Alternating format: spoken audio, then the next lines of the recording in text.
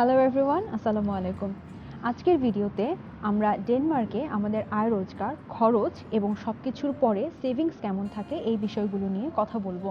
Basically আমরা চেষ্টা করব আমাদের প্রেজেন্ট সিচুয়েশনকে বেস ধরে ডেনমার্কের ওভারঅল ইনকাম, এক্সপেন্স এবং সেভিংসের একটা ওভারভিউ আপনাদের সাথে শেয়ার করার জন্য। সো যারা জানতে চেয়েছিলেন যে ডেনমার্কের ইনকাম দিয়ে থাকা খাওয়ার খরচ জোগাড় করার পরেও টিউশন ফি দেওয়া যাবে কিনা, অথবা যারা জিজ্ঞেস করেছিলেন যে সব কিছুর পরেও কিছু সেভিংস থাকে কিনা, অথবা দেশে পরিবারকে কিছু টাকা পাঠানো সম্ভব কিনা, আজকের ভিডিওটা মূলত তাদের সবার জন্য। তাহলে ভিডিও শুরু করছি। আমি মুনিয়া। আমি শাফায়েত। প্রথমেই বলে নিচ্ছি, ইনকাম, এক্সপেন্স এবং সেভিংস সবগুলো বিষয়ই কিন্তু ডিপেন্ড করছে কিছু কি ফ্যাক্টরসের উপর। আমি যদি একটু পয়েন্ট আকারে বলি, তাহলে ফ্যাক্টর 1, আপনি সিঙ্গেল স্টুডেন্ট নাকি স্পাউস সহ আছেন। ফ্যাক্টর 2, আপনার লাইফস্টাইল কেমন, বা সহজ কথায় আপনার খরচের হাত কেমন। ফ্যাক্টর 3, আপনি কোন সিটিতে আছেন। ফ্যাক্টর 4, আপনি পাবলিক ইউনিভার্সিটিতে পড়ছেন নাকি প্রাইভেটে পড়ছেন। এবং last but not the least, factor 5, আপনার ফিজিক্যাল স্ট্রেংথ অথবা ফিজিক্যাল স্ট্যামিনাটা কেমন। শুনতে একটু খটকা লাগলেও ব্যাপারটা অনেক ইম্পর্টেন্ট। বিদেশে সার্ভাইভ করতে হলে ফিজিক্যাল স্ট্যামিনা খুবই গুরুত্বপূর্ণ। এখন এই বিষয়গুলোর উপর ভিত্তি করে যারা ডেনমার্কে থাকবেন স্পাউস সহ, তাদের আয় ব্যয় কেমন হবে সেটা নিয়ে একটু বলি। তারপর সিঙ্গেল স্টুডেন্টের ক্যালকুলেশনটা কেমন হবে সেটা নিয়ে আলোচনা করছি। আমি ডেনমার্কে স্পাউস বা ডিপেন্ডেন্ট হিসেবে আছি। ড্যানিশ ল অনুযায়ী আমি ফুল টাইম ওয়ার্ক পারমিট পাচ্ছি। আমার কোনো আওয়ার লিমিটেশন নাই। সো আমি চাইলে যে কোনো সময় যে কোনো জায়গায় 24 ঘন্টা কাজ করতে পারি। বাট এটা আসলে পসিবল না। বাট যদি কারোর ফিজিক্যাল স্ট্রেংথ বা ফিজিক্যাল কন্ডিশন ভালো থাকে, সেক্ষেত্রে সে অনেক বেশি, এর থেকে বেশি কাজ করতে পারে। আর ও স্টুডেন্ট হিসেবে সপ্তাহে 20 ঘন্টা এবং মান্থলি 80 ঘন্টা ওয়ার্ক পারমিট পাচ্ছে। ডেনমার্কে প্রতি ঘন্টায় 130 ক্রোনা থেকে 180 ক্রোনা পর্যন্ত পেমেন্ট করা হয়ে থাকে। তবে এটা এক্সপিরিয়েন্স এবং কোয়ালিফিকেশনের উপর ডিপেন্ড করবে। তবে ডেনমার্কে নতুন হলে প্রথম 6 মাস থেকে 1 বছর পর্যন্ত সাধারণত পেমেন্ট 130 ক্রোনা থেকে 140 ক্রোনার বেশি হয় না। আমি সর্বনিম্ন 130 ক্রোনা করে ধরে নিচ্ছি। যদি কেউ ইনকাম করে, মাসে 160 ঘন্টা কাজ করে, সেক্ষেত্রে তার মান্থলি ইনকাম দাঁড়ায় অ্যাপ্রক্সিমেটলি 20,800 ক্রোনা। আর এখান থেকে ট্যাক্স বাদ দিলে তার হাতে মাস শেষে থাকছে অ্যাপ্রক্সিমেটলি 12,000 ক্রোনা। আর ও যদি ফুল টাইম, ওর জন্য 80 ঘন্টা ফুল টাইম কাজ করে, সেক্ষেত্রে ওর মাস শেষে আফটার ট্যাক্স হাতে থাকছে 6,000 ক্রোনার মতো। সো মাস শেষে দুজন মিলিয়ে যদি আমরা কাজ করি, সেক্ষেত্রে দুজন মিলিয়ে আমাদের ইনকাম থাকছে আফটার ট্যাক্স 18,000 ক্রোনা, যেটা কিনা বাংলাদেশে প্রায় 2,80,000 টাকা সমান। এবার খরচে আসি। ডেনমার্কের কোপেনহেগেনে একটা কাপল রুম সাধারণত 4 থেকে 5,000 ক্রোনার কমে পাওয়া যায় না। একটা কাপল হাউজিং এর নিচে পাওয়াটা আসলে টাফ। আমরা যে অ্যাপার্টমেন্টে আছি সেখানে আমাদের ভাড়া হচ্ছে 6,000 ক্রোনা, কিন্তু এর মধ্যে আবার ইউটিলিটি, হিটিং সিস্টেম আর হচ্ছে ইন্টারনেট অল ইনক্লুসিভ। আচ্ছা, এটা গেল বাসা ভাড়া। আমাদের গত 6 মাসে এভারেজে গ্রসারি বা বাজার খরচ ছিল 700 থেকে 800 ক্রোনা পার মান্থ।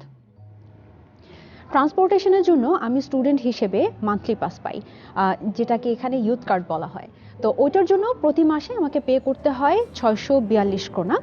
আর ও আমাদের বাসা থেকে ওর ওয়ার্ক প্লেস পর্যন্ত একটা জোন কার্ড করে নিয়েছে, যার মান্থলি খরচ পড়ে হচ্ছে 810 ক্রোনার মতো। 810 ক্রোনার মতো। সো ট্রান্সপোর্টেশনের জন্য আমাদের ওভারঅল দুইজনের প্রতি মাসে খরচ হচ্ছে 1452 টাকার মতো, 52 ক্রোনা। এই খরচগুলি একদমই বেসিক। এইটার মধ্যে আসলে অমিট করার মতো আর কিছু নাই। তবে এগুলো বাদে কিছু এক্সট্রা খরচ হতে পারে, যেমন মোবাইল ইউজ করতে হবে, মোবাইল রিচার্জ করতে হবে, দেন লন্ড্রি খরচ আছে। সব কিছু মিলিয়ে আমি ধরে নিচ্ছি আরও 2 থেকে 300 ক্রোনার মতো এক্সট্রা কিছু খরচ হতে পারে। তাহলে এগুলো সব কিছু যদি আমি একটু সাম আপ করি, তাহলে আমাদের দুইজনের জন্য পার মান্থ খরচ হচ্ছে প্রায় 8,552 ক্রোনার মতো। আমি রাউন্ড ফিগারে 8,500 ধরে নিচ্ছি। আচ্ছা, ইনকাম আর এক্সপেন্স তো গেল। সো এবার আসা যাক সেভিংস আর টিউশন ফিসের ব্যাপারে। সো আমাদের এক্সাম্পলে আমাদের ইনকাম ছিল 18,000 ক্রোনা। সো সেখান থেকে যদি আমি আমাদের এক্সপেন্স 8,500 বাদ দিই, সেক্ষেত্রে আমাদের হাতে থাকছে 9,500 ক্রোনা অ্যাপ্রক্সিমেটলি। সো এটা যদি আমি 6 মাসে গুণ করি, 6 মাসে আপনার টোটাল ইনকাম দাঁড়াচ্ছে 57,000 ক্রোনা। সো স্টুডেন্ট যদি পাবলিক ইউনিভার্সিটিতে পড়ালেখা করে সেক্ষেত্রে তার টিউশন ফি দিতে হবে। এক সেমিস্টার টিউশন ফি মিনিমাম 30 থেকে 32,000 ক্রোনা পড়বে। সো সেখান থেকে 57,000 ক্রোনা থেকে আমি 32,000 ক্রোনা বাদ দিচ্ছি, তাহলে আপনার হাতে থাকছে 25,000 ক্রোনা মতো 6 মাসে। এই 25,000 ক্রোনা যদি 6 মাস দ্বারা ভাগ করেন তাহলে আপনার পার মান্থ সেভিংস দাঁড়াচ্ছে 4,000 ক্রোনা, যেটা কিনা বাংলাদেশি টাকায় প্রায় 60,000 টাকা মতো। সো একজন কাপল যদি ডেনমার্কে আসে এবং স্টুডেন্ট যদি পাবলিক ইউনিভার্সিটিতে পড়ালেখা করে এবং হাজব্যান্ড ওয়াইফ দুজনই কাজ করে, সকল খরচ বেয়ার করার পরও আপনার মাস শেষে 4,000 ক্রোনা অ্যাভারেজ থাকবে, যেটা কিনা বাংলাদেশে প্রায় 50 থেকে 60,000 টাকার সমান আপনি সেভ করতে পারবেন, যেটা কিনা আমাদের টোটালি আমাদের পার্সোনাল এক্সপিরিয়েন্স ছিল। এবার আসি সিঙ্গেল স্টুডেন্ট হলে সিনারিওটা কেমন হবে। একজন সিঙ্গেল স্টুডেন্ট যদি 140 ক্রোনা করে মাসে 80 ঘন্টা কাজ করেন তাহলে আফটার ট্যাক্স তার ইনকাম হবে প্রায় 7,000 ক্রোনার মতো পার মান্থ। এরপর সিঙ্গেল স্টুডেন্টের জন্য বাসা ভাড়া 2 থেকে 2,500 ক্রোনার বেশি হয় না। আর একজনের জন্য গ্রসারি বা বাজার খরচ সর্বোচ্চ 500 ক্রোনা। আর ট্রান্সপোর্টেশনের জন্য স্টুডেন্ট কার্ড এটার মান্থলি খরচ 642 ক্রোনা।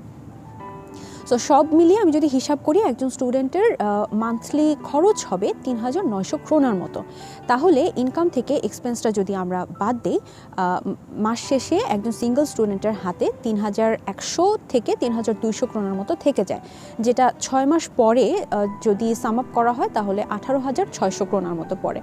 এখন স্বাভাবিকভাবে প্রশ্ন আসে যে তাহলে আমার বাকি টিউশন ফিটা কোত্থেকে অ্যারেঞ্জ হবে। এটার একটা বড় সোর্স হলো সামারের ফুল টাইম কাজ। সামারে ফুল টাইম কাজ করলে পুরো বছরের টিউশন ফিটাই আসলে তুলে ফেলা যায়। এখানে আমি আমার এক্সাম্পলটা একটু দিচ্ছি। গত ডিসেম্বরে আমি সর্বোচ্চ মনে হয় 60 থেকে 65 ঘন্টা কাজ করেছিলাম।